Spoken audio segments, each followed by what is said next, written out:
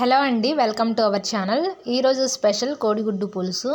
ఈ పులుసుని ఎలా చేయాలంటే, ముందుగా ఒక బౌల్ తీసుకొని అందులో కోడిగుడ్లు నిండా మునిగేంత వరకు వాటర్ను పోయండి.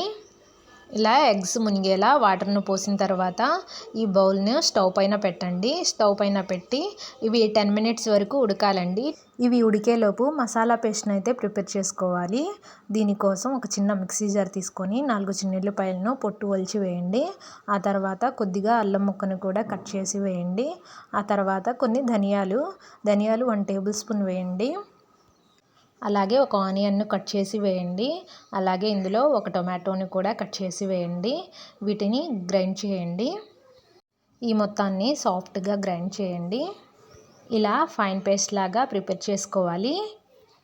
ఇలా ప్రిపేర్ చేసుకొని పక్కన పెట్టుకోండి. ఈలోపు గుడ్లన్నీ ఉడికిపోయాయి. గుడ్లు ఉడికిన తర్వాత ఇలా చల్లని నీటిలో వేసుకొని పైన చెక్కును తీసుకుంటే గనక చేతులు కాలకుండా ఉంటాయి. వేడిగా ఉన్నప్పుడు తీస్తే గనక గుడ్డు కూడా మధ్యలో పగిలిపోతుంది.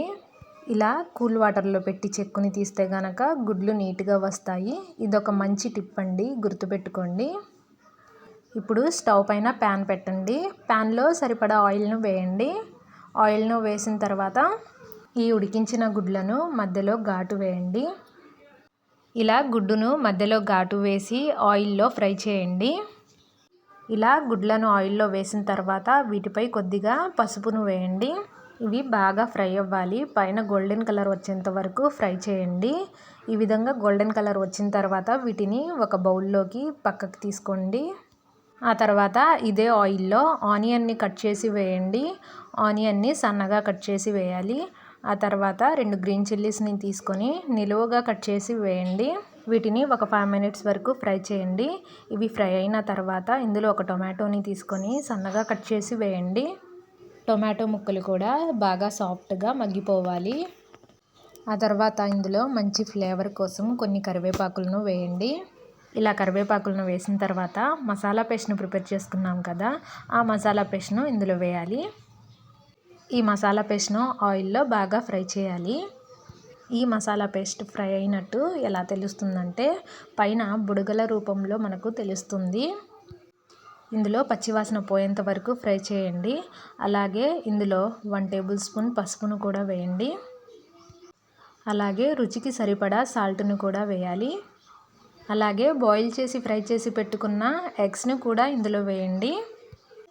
ఇలా వేయడం వల్ల ఇందులో ఉన్న మసాలా పేస్ట్ మొత్తం ఈ ఎగ్స్కి బాగా పడుతుంది.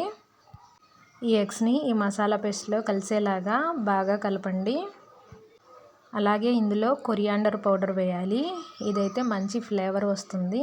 ఆ తర్వాత ఇందులో కారం వేయండి. కారంను 1 టేబుల్ స్పూన్ కానీ 2 టేబుల్ స్పూన్ కానీ వేయండి. ఎక్కువ స్పైసీ కావాలనుకునేవారు 2 టేబుల్ స్పూన్స్ వేయండి.